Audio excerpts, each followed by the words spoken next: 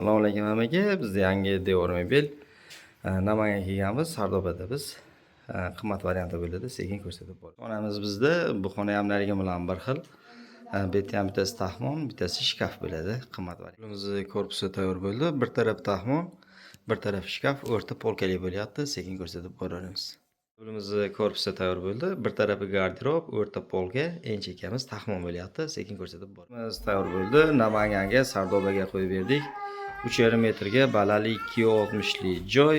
Qimmat varianti bo'ldi. Ikkita taxmon o'rtasida tokcha edi. Ikkita taxmon tarafini bir tomonini shkaf qo'ydik, bir tomoni ko'rpa taxlashga taxmon bo'ldi. Xo'p, o'rta polkali farset oynalardan yopishtirdik. Xo'p, mana shu holatdagi narxi 5.900.000 so'm. Bu xonadan bizda ikkita bor bu yerda. 11.800.000 so'mga ikkita xona tayyorladik.